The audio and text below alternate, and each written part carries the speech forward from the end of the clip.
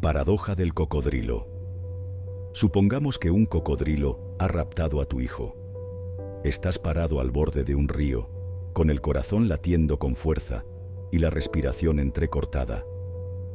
El cocodrilo te mira con sus ojos fríos y sin parpadear y dice: devolveré a tu hijo si y solo si puedes adivinar correctamente qué haré a continuación en este preciso momento. Tu mundo se congela. Te das cuenta de que esto no es solo una situación de vida o muerte, sino una trampa lógica. No importa cuál sea tu respuesta, estarás cayendo en una paradoja. Este dilema ha desconcertado a filósofos y pensadores durante siglos. No se trata únicamente de un enigma entre un depredador y su presa, sino de una exploración profunda del conocimiento, la lógica y los límites de la certeza. Analicemos cuidadosamente esta enmarañada red de razonamientos. Tienes dos posibles respuestas para ofrecerle al cocodrilo. Considera el primer escenario. En este caso, predices que el cocodrilo devolverá a tu hijo si tiene la intención de hacerlo. Tu predicción es correcta y el cocodrilo cumple su promesa. Todo encaja y tu hijo está a salvo. Pero si el cocodrilo planea quedarse con tu hijo, tu predicción es equivocada y el cocodrilo no está obligado a devolverlo. En este escenario, todo permanece lógicamente consistente, ya que el resultado depende enteramente de si tu predicción coincide con la intención del cocodrilo. La verdadera paradoja surge en el segundo escenario. En este caso, predices que el cocodrilo no devolverá a tu hijo. Si el cocodrilo planea quedarse con el niño, tu predicción es correcta, pero ahora el cocodrilo se ve obligado a devolver al niño porque tu predicción fue precisa. Esto crea una contradicción, ya que el cocodrilo no puede, al mismo tiempo, quedarse con el niño y cumplir su promesa de devolverlo. Por otro lado, si el cocodrilo tiene intención de devolver al niño, tu predicción es errónea, y según los términos del acuerdo, el cocodrilo no debería haberlo devuelto en primer lugar. En cualquiera de los casos, el cocodrilo queda atrapado en una contradicción lógica. ¿Qué está pasando realmente aquí? La paradoja del cocodrilo es un ejemplo clásico de paradoja autorreferencial, en la que una afirmación se refiere a sí misma de una manera que crea una situación imposible. Es similar a la famosa paradoja del mentiroso, en la que alguien dice: esta afirmación es falsa. Si la afirmación es verdadera, debe ser falsa, y si es falsa, entonces debe ser verdadera. La paradoja del cocodrilo opera con esa misma lógica resbaladiza. La promesa del cocodrilo se derrumba bajo su propio peso. Más allá del enigma lógico, la paradoja del cocodrilo también plantea preguntas filosóficas más profundas. En esencia, se trata de la naturaleza de las promesas, la verdad y la confianza. Si una promesa crea una situación en la que lógicamente no se puede cumplir, ¿sigue siendo realmente una promesa? Y si una situación se construye sobre reglas contradictorias, ¿puede algún resultado ser verdaderamente justo?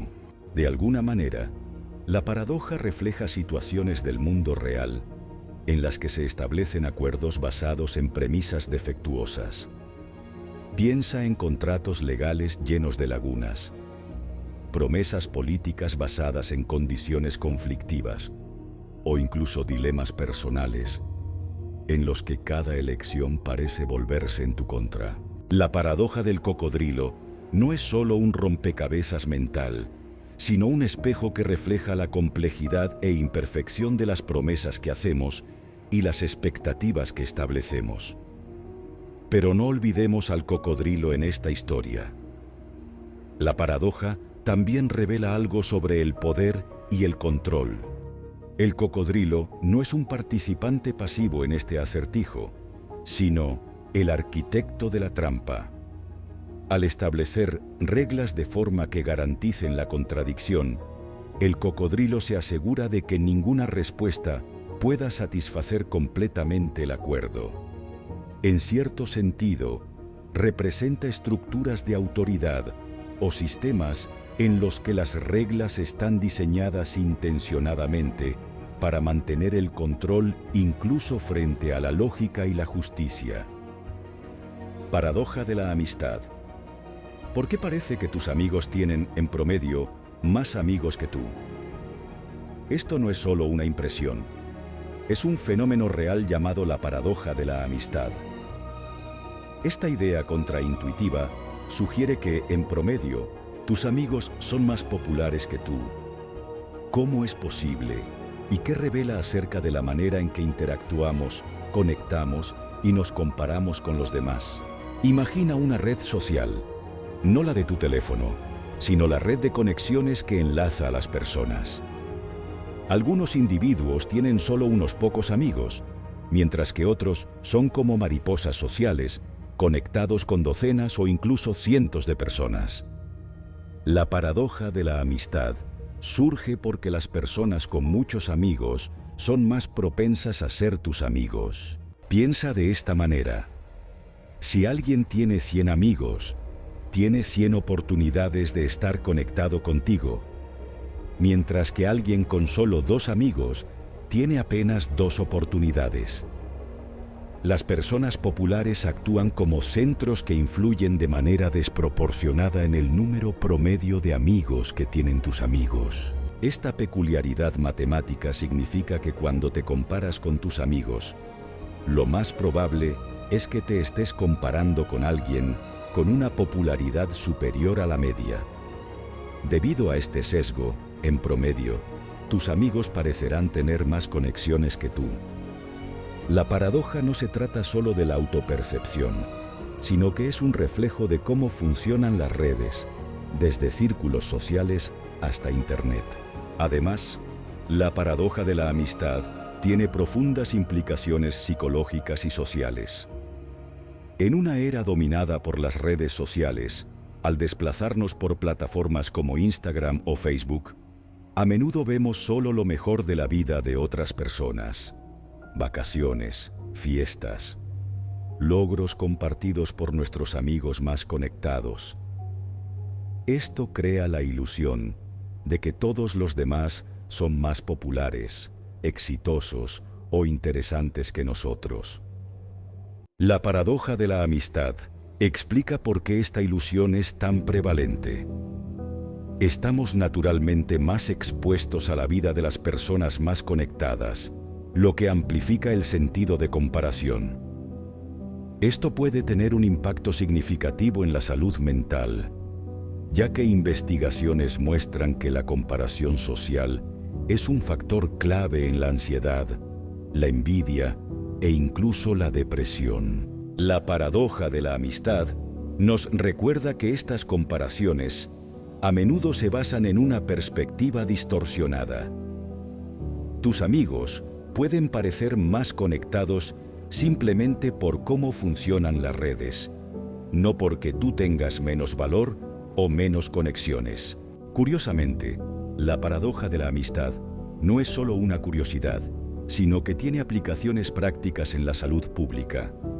Por ejemplo, se utiliza para identificar a individuos influyentes en redes sociales durante brotes de enfermedades. Las autoridades sanitarias pueden dirigir campañas de vacunación o mensajes de salud pública a las personas que están más conectadas, ya que son más propensas a influir en los demás. Aprovechando esta paradoja, se puede mejorar la difusión de información útil y frenar la propagación de desinformación o enfermedades dañinas. Paradoja de la tolerancia. ¿Puede una sociedad tolerante seguir siendo tolerante si tolera la intolerancia? Esta es la paradoja de la tolerancia, un dilema profundo y preocupante introducido por el filósofo Karl Popper.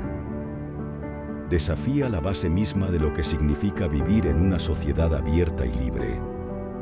En esencia, la paradoja plantea una pregunta simple pero incómoda. ¿Hasta dónde debemos aceptar puntos de vista opuestos, especialmente cuando esos puntos de vista amenazan con socavar los mismos cimientos de la tolerancia? Imagina una sociedad basada en el principio de la tolerancia, donde las personas son libres de expresar sus creencias, vivir como desean y participar en un diálogo abierto. Pero luego surge una ideología intolerante, una que rechaza los valores de la tolerancia y trabaja activamente para suprimir las libertades de los demás. ¿Qué debe hacer la sociedad tolerante? Si tolera a los intolerantes, corre el riesgo de ser invadida por aquellos que rechazan la tolerancia. Pero si no los tolera, ¿no estaría abandonando su propio principio de tolerancia? Este es el núcleo de la paradoja. La tolerancia se considera a menudo un bien absoluto, pero la paradoja de la tolerancia revela sus límites. Nos obliga a enfrentar la verdad incómoda de que cuando la tolerancia se lleva al extremo, puede volverse autodestructiva. Popper argumentó, en su libro de 1945, La sociedad abierta y sus enemigos, que la tolerancia ilimitada conduce a la erosión de la tolerancia misma. Si una sociedad permite que ideologías intolerantes se arraiguen y se propaguen sin control, esas ideologías pueden, eventualmente, socavar las libertades que hicieron posible la sociedad tolerante en primer lugar. La solución que ofreció Popper fue clara, aunque controvertida. Una sociedad tolerante debe reservarse el derecho de ser intolerante hacia la intolerancia. A primera vista, esto puede sonar contradictorio. ¿Cómo puede una sociedad comprometida con la tolerancia justificar la intolerancia? Sin embargo, el argumento de Popper no se trata de suprimir el desacuerdo o silenciar puntos de vista opuestos. Se trata de marcar una línea cuando esos puntos de vista amenazan activamente los derechos y la seguridad de los demás. La meta no es eliminar el conflicto, sino proteger las condiciones que hacen posible una sociedad tolerante. Paradoja de la elección. Imagina que entras a una heladería. Tienes antojo de algo dulce y estás listo para disfrutar, pero en lugar de los habituales 5 o 6 sabores, te encuentras con 50 opciones: chocolate, vainilla, pistacho, caramelo salado, sorbete de mango, Rocky Road y muchos más. Al principio te emociona la variedad. Sin embargo, al tratar de decidir, comienzas a sentirte abrumado. Te preguntas, ¿y si eliges pistacho y dejas de lado el caramelo salado? ¿Y si el Rocky Road hubiera sido perfecto? De repente, lo que debería haber sido una decisión simple y placentera, se convierte en una tarea estresante y agotadora. Esta es la paradoja de la elección. Aunque más opciones puedan parecer mejores, en realidad pueden hacernos menos felices, más ansiosos y, en última instancia, menos satisfechos con nuestras decisiones. Pone en duda una de las mayores suposiciones de la sociedad moderna: que la libertad de elección es siempre algo positivo. La paradoja de la elección tiene implicaciones más allá de la toma de decisiones. También afecta la satisfacción que sentimos después de haber elegido. Considera nuevamente la heladería. Finalmente decides por el caramelo salado, pero mientras lo disfrutas, no puedes evitar preguntarte si habrías preferido el pistacho. Esto se conoce como arrepentimiento postdecisional, uno de los mecanismos mediante los cuales la paradoja de la elección socava nuestra felicidad. Una razón de esto es el costo de oportunidad. Cada vez que tomamos una decisión, también estamos eligiendo no hacer otra cosa. Cuando solo hay pocas opciones, el costo de oportunidad se siente pequeño. Pero cuando existen docenas o cientos de posibilidades, el costo de lo que no elegimos se vuelve enorme. Nos volvemos muy conscientes de las alternativas que descartamos, lo que dificulta disfrutar plenamente la opción que elegimos. Otro factor es nuestras propias expectativas. Con solo 3 sabores, podrías sentirte satisfecho con lo que obtienes, pero cuando hay 50, esperas encontrar el sabor perfecto, ese que te deje sin aliento. Y si el caramelo salado no cumple con esa expectativa imposible, te sientes decepcionado, no porque no fuera bueno, sino porque no fue perfecto. La paradoja de la elección nos muestra que más opciones no solo nos brindan mayor libertad, sino también más margen para la decepción. Nos invita a replantear nuestras suposiciones sobre la libertad y la felicidad. Quizás la verdadera felicidad no provenga de tener opciones ilimitadas, sino de estar presente y contentos con las decisiones que tomamos. Paradoja del valor. ¿Por qué el agua, esencial para la vida, es tan barata, mientras que los diamantes, que no tienen un valor de supervivencia real, son tan caros? Esta es la paradoja del valor, también conocida como la paradoja del diamante y el agua, que desafía nuestra manera de pensar sobre el valor, la utilidad y aquello que apreciamos en la vida.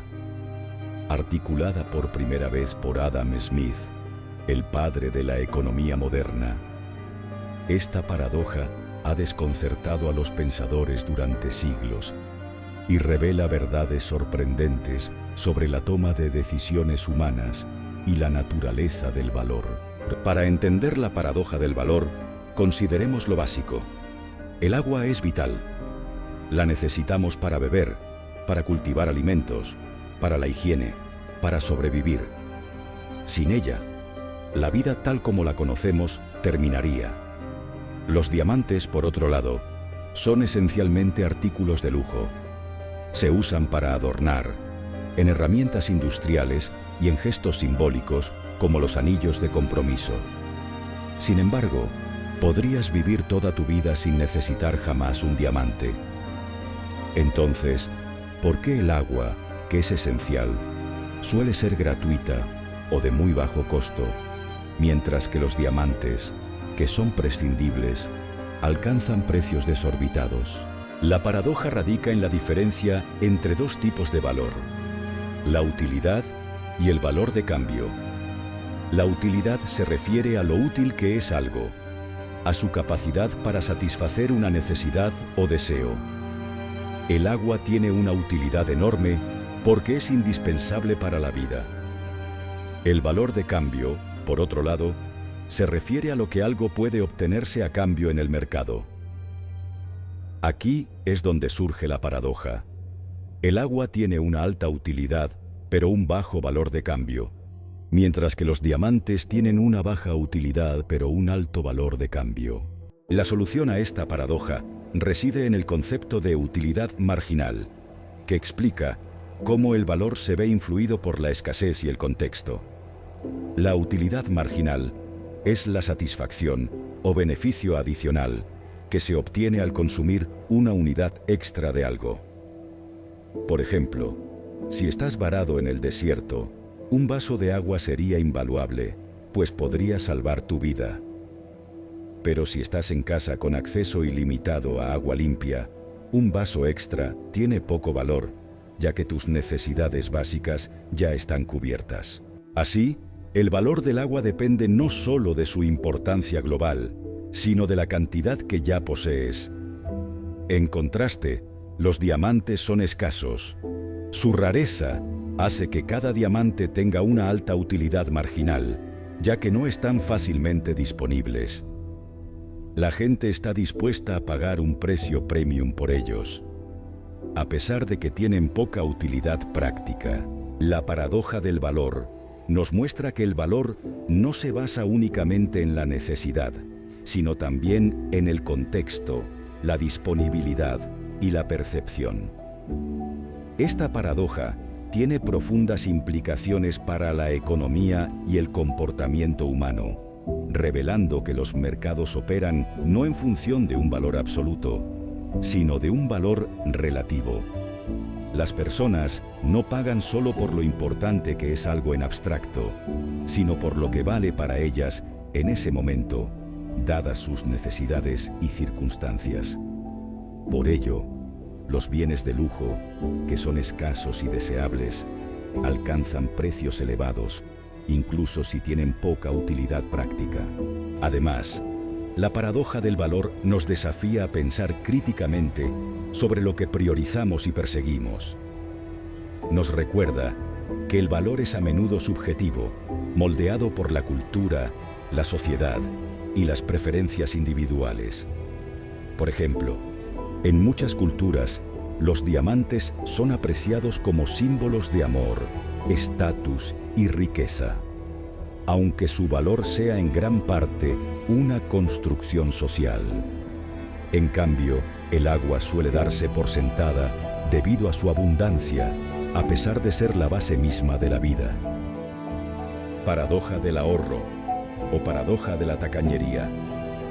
Imagina que te dicen que ahorrar tu dinero, un hábito que siempre has considerado responsable y prudente, podría, en realidad, dañar la economía. ¿Cómo es posible? Esta es la paradoja del ahorro, una idea económica que invierte nuestra comprensión de las finanzas personales. Revela una fascinante contradicción. Lo que es bueno para un individuo no siempre resulta beneficioso para la sociedad en su conjunto. Nos obliga a repensar el equilibrio entre ahorrar y gastar, especialmente en tiempos de incertidumbre económica. La paradoja del ahorro parte de un principio sencillo y de sentido común. Ahorrar es bueno. Cuando ahorras, reservas dinero para el futuro, construyes seguridad financiera y te preparas para gastos imprevistos. Sin embargo, en una economía, el ahorro no ocurre de forma aislada. Tu decisión de ahorrar implica gastar menos, y gastar menos afecta a los negocios y a los trabajadores que dependen de la demanda del consumidor. La paradoja del ahorro sugiere que si todos ahorran al mismo tiempo, se pueden generar consecuencias imprevistas que se extienden a lo largo de toda la economía. Imagina un pequeño pueblo en el que, de repente, todos deciden ahorrar más dinero. La gente deja de salir a comer, de comprar ropa y de irse de vacaciones. Al principio, esto podría parecer prudente, pues las familias están actuando con cautela y preparándose para el futuro. Pero a medida que disminuye el gasto, los comercios locales reciben menos clientes. Restaurantes, tiendas y agencias de viajes comienzan a sufrir, reducen contrataciones, despiden trabajadores o incluso cierran. Con menos empleo y menos ingresos, las personas disponen de menos dinero para gastar y el ciclo se retroalimenta, haciendo que la economía decaiga aún más. Esta es la esencia de la paradoja del ahorro. Lo que resulta racional y beneficioso para una persona, ahorrar dinero, puede volverse perjudicial cuando todos lo hacen al mismo tiempo. Esta paradoja fue popularizada por el economista británico John Maynard Keynes durante la Gran Depresión. Keynes argumentó que, en tiempos de recesión, el impulso colectivo de ahorrar podría agravar la situación cuando la demanda disminuye. Cuando las empresas reducen la producción, el desempleo aumenta y la economía se desploma, el acto mismo de ahorrar puede tener consecuencias negativas.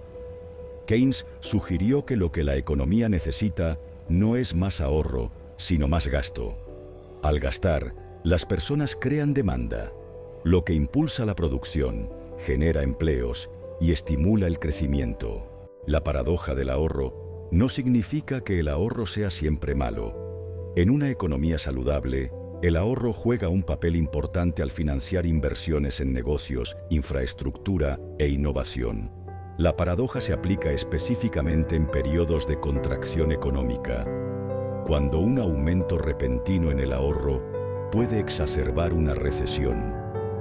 Es un recordatorio de que el impacto del ahorro depende del contexto económico global. Paradoja de la estabilidad-inestabilidad. Imagina un mundo en el que, cuanto más intentas asegurar las cosas, más peligrosas se vuelven. Esta es la paradoja estabilidad-inestabilidad, un concepto arraigado en la ciencia política y las relaciones internacionales, que revela cómo los intentos por mantener la paz y la estabilidad pueden, paradójicamente, incrementar la probabilidad de conflicto. Esta paradoja surgió durante la Guerra Fría, un periodo definido por la tensión entre dos superpotencias nucleares, Estados Unidos y la Unión Soviética. Ambas naciones poseían suficientes armas nucleares como para destruirse mutuamente y al mundo varias veces. El concepto de destrucción mutua asegurada creó lo que parecía una forma irónica de paz. Después de todo, ningún actor racional iniciaría una guerra nuclear sabiendo que resultaría en una aniquilación total. Pero aquí es donde surge la paradoja. Aunque la amenaza de una guerra nuclear estabilizaba las relaciones a nivel global, hacía que los conflictos locales y de menor escala fueran más probables. Cuando dos grandes potencias saben que una guerra total está descartada, pueden sentirse con la libertad de entablar enfrentamientos indirectos o de menor escala. Durante la Guerra Fría, esto se manifestó en guerras por poder en Vietnam, Corea y Afganistán, en las que las superpotencias apoyaron a bandos opuestos sin confrontarse directamente. En esencia, la estabilidad creada por el equilibrio nuclear paradójicamente hacía más probables estas guerras menores. La paradoja estabilidad-inestabilidad no se limita a la Guerra Fría, sino que tiene profundas implicaciones para la geopolítica moderna. Considera la era actual de estados con armas nucleares. Aunque la doctrina de la destrucción mutua asegurada sigue actuando como un elemento disuasorio contra una guerra total, una dinámica similar puede ocurrir en conflictos regionales. Por ejemplo, las tensiones entre vecinos nucleares como India y Pakistán han estallado ocasionalmente en escaramuzas y disputas fronterizas, aun cuando la amenaza de una escalada nuclear se cierne en el fondo. Esta paradoja también se extiende más allá del ámbito bélico.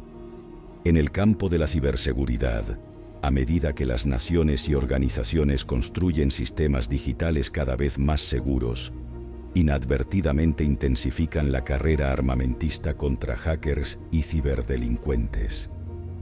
Cuanto más robustas son las defensas, más sofisticados se vuelven los ataques, lo que conduce a un ciclo de estabilidad a nivel sistémico e inestabilidad a nivel táctico. De manera similar, en la economía, los esfuerzos por estabilizar los mercados mediante regulaciones pueden, en ocasiones, crear condiciones propicias para la formación de burbujas o crisis localizadas, cuando los actores explotan las redes de seguridad percibidas. La paradoja estabilidad-inestabilidad nos obliga a enfrentar el delicado equilibrio entre mantener la estabilidad y las consecuencias imprevistas que esos esfuerzos pueden generar. Nos recuerda que la verdadera seguridad requiere no solo disuasión, sino también comprensión, adaptabilidad y la disposición a enfrentar la incertidumbre. Paradoja del hedonismo. ¿Qué pasaría si, cuanto más te esfuerzas por alcanzar la felicidad, más se aleja de ti? Esta es la paradoja del hedonismo, un concepto fascinante y contraintuitivo que desafía nuestras suposiciones más básicas sobre el placer, la felicidad y la búsqueda de una vida significativa. En esencia, el hedonismo es la idea filosófica de que el placer es el bien supremo, el propósito último de la vida. A primera vista, parece lógico. Después de todo, ¿quién no quiere ser feliz? ya sea disfrutando de una comida deliciosa, escuchando música hermosa o pasando tiempo con seres queridos. El placer es una experiencia humana universal. El hedonismo sugiere que debemos maximizar estas experiencias para lograr la mejor vida posible. Sin embargo, la paradoja del hedonismo da un giro inesperado a esta idea. Sugiere que, cuanto más te concentras en el placer como fin último, más difícil se vuelve alcanzarlo. Imagina que estás en una fiesta, decidido a pasar el mejor momento de tu vida. Planificas meticulosamente cada detalle: qué vestir, con quién hablar, incluso qué comer y beber. Pero a medida que avanza la noche, te encuentras evaluando constantemente si te estás divirtiendo, comparando tu experiencia con la de los demás y preocupándote de no estar haciendo lo suficiente. Esta autoevaluación genera presión y, en última instancia, decepción. Cuanto más intentas forzar la felicidad, menos disfrutas el momento. La paradoja se produce porque la felicidad suele ser un subproducto de involucrarse en actividades, en lugar de ser algo que se logra de manera directa. Al centrarte demasiado en ser feliz, te vuelves excesivamente consciente de ti mismo, lo que genera ansiedad y presión. La investigación psicológica denomina a esto el efecto paradójico. Al enfocarte en el resultado de la felicidad, pierdes de vista el proceso en el que reside la verdadera alegría. Filósofos y psicólogos han explorado esta paradoja durante siglos. Viktor Frankl, psiquiatra y superviviente del Holocausto, escribió célebremente que la felicidad no se puede perseguir, sino que debe seguir a la vida significativa. Su idea sugiere que, cuando desplazamos nuestro enfoque de la búsqueda del placer a participar en actividades con propósito, la felicidad tiende a llegar de manera natural. Investigaciones modernas en psicología positiva respaldan esta noción. Las personas que priorizan el propósito y la conexión sobre la mera búsqueda del placer suelen reportar niveles más altos de satisfacción en la vida. La paradoja del hedonismo no implica que el placer no sea importante. Resalta, en cambio, la necesidad de equilibrio. Disfrutar de un pasatiempo, por ejemplo, puede brindar una alegría profunda y duradera, precisamente porque te sumerges en la actividad sin obsesionarte con cuánto te hace feliz. Esta paradoja también nos recuerda que debemos abrazar toda la gama de emociones humanas. La felicidad es solo una parte del rompecabezas. La vida está compuesta por altibajos, alegrías y tristezas.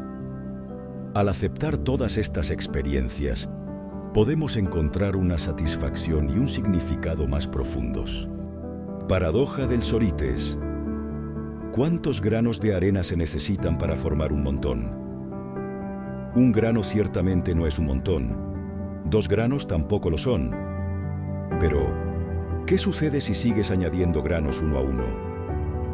¿En qué momento exacto la pila de arena se convierte en un montón? Esta es la paradoja del Sorites, un experimento mental fascinante que revela cómo ideas aparentemente simples pueden desmoronarse en una complejidad profunda. A primera vista, la paradoja parece fácil de descartar. Podrías decir que un montón es simplemente un término general que no requiere precisión. Pero en cuanto empiezas a preguntar dónde se traza la línea, las cosas se complican. Si un grano no forma un montón y añadir otro grano no lo transforma de repente en un montón, ¿significa eso que ningún número de granos puede formar un montón? Esta pendiente resbaladiza desafía no solo la forma en que definimos un montón de arena, sino también cómo manejamos conceptos vagos en general. La paradoja del Sorites toma su nombre de la palabra griega soros, que significa montón, y ha desconcertado a filósofos durante siglos. La paradoja no se trata únicamente de la arena, sino de cómo definimos cualquier cosa que carezca de límites claros. Considera la calvicie. ¿En qué punto una persona con cabello ralo se considera calva? O la riqueza. ¿Cuántos dólares se necesitan para pasar de ser pobre a rico? Estas preguntas, aunque aparentemente triviales, revelan una verdad más profunda sobre los límites del lenguaje y el razonamiento. Una solución propuesta a la paradoja del Sorites es introducir la idea de grados o cambios graduales, en lugar de pensar en términos absolutos, es decir, montón o no montón. Podríamos pensar en términos de probabilidades o umbrales. Por ejemplo, a medida que aumenta el número de granos, la probabilidad de que la pila se considere un montón aumenta gradualmente. Este enfoque evita trazar una línea dura, aunque plantea la pregunta de cómo decidir dónde colocar esos umbrales. Incluso con grados, el problema de la vaguedad permanece. Otra propuesta es abrazar la idea del contexto.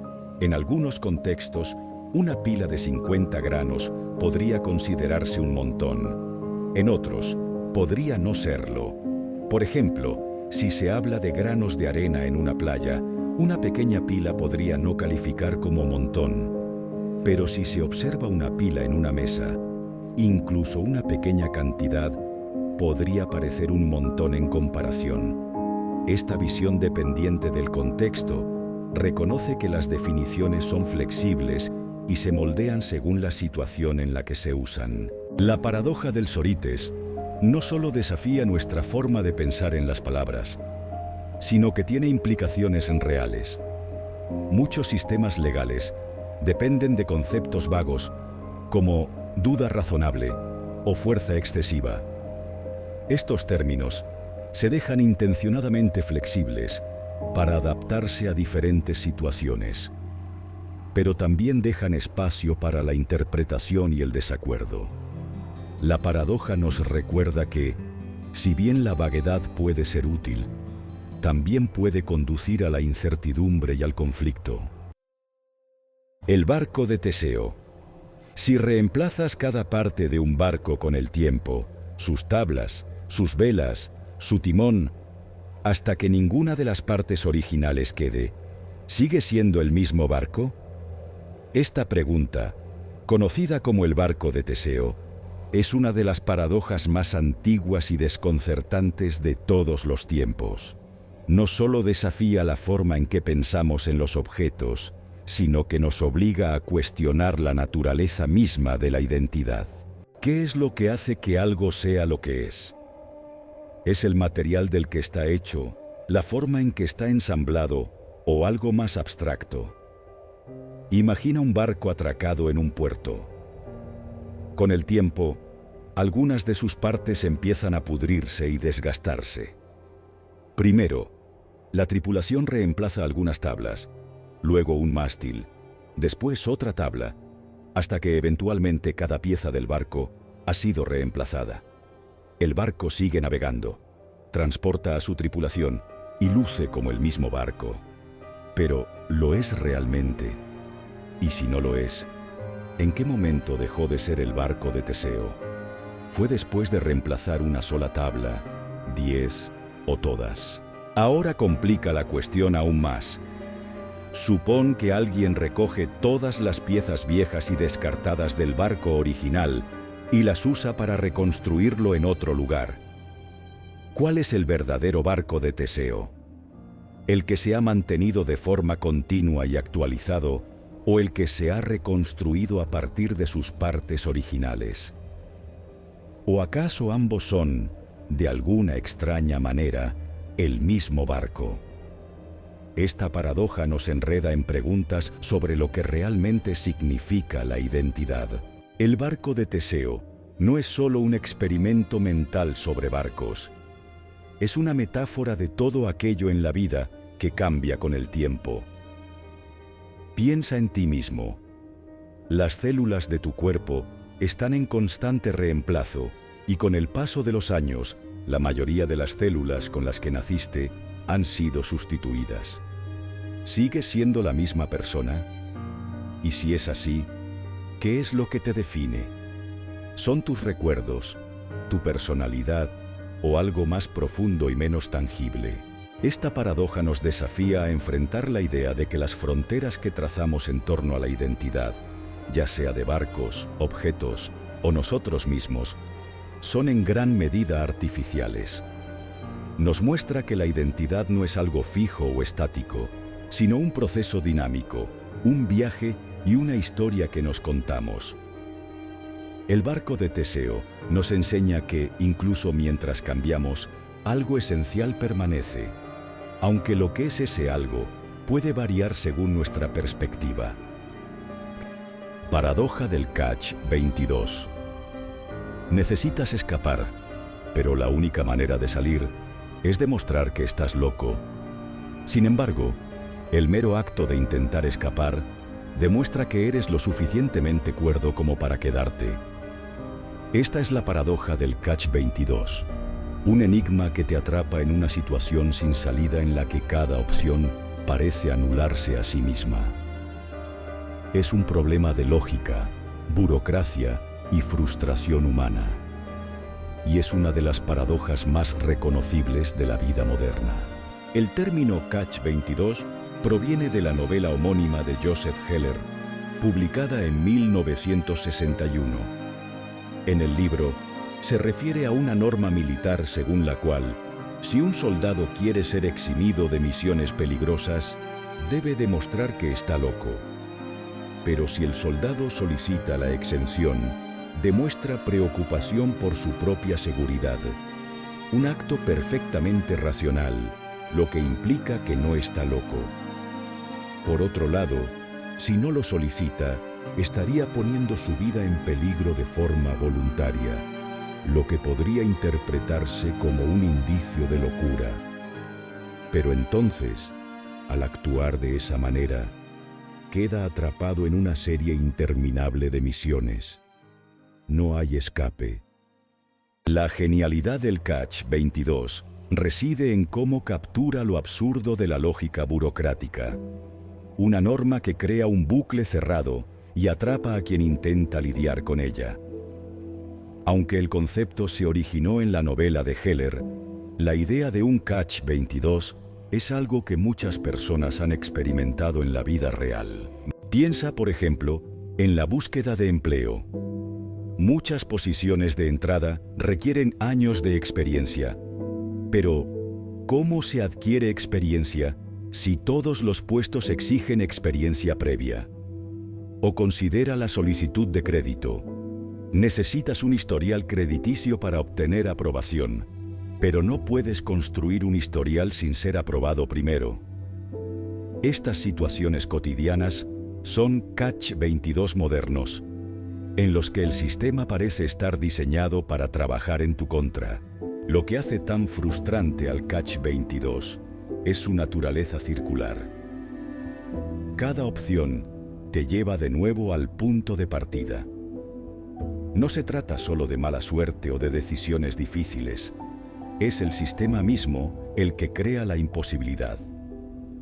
Estás atrapado por la lógica de la norma y no hay forma de romper el ciclo sin contradecir la propia regla. El Catch 22 no solo refleja la frustración individual, sino que también es un reflejo de problemas sociales e institucionales más amplios. Revela cómo las normas y sistemas que se supone deben ayudarnos, a veces se convierten en burocracias autodestructivas, ya sea en agencias gubernamentales que exigen trámites imposibles o en universidades que imponen requisitos para cursos que solo pueden cumplirse tomando esos mismos cursos. Los Catch 22 persisten. Al identificar estas paradojas y llamarlas la atención, podemos impulsar cambios que hagan los sistemas más justos y humanos.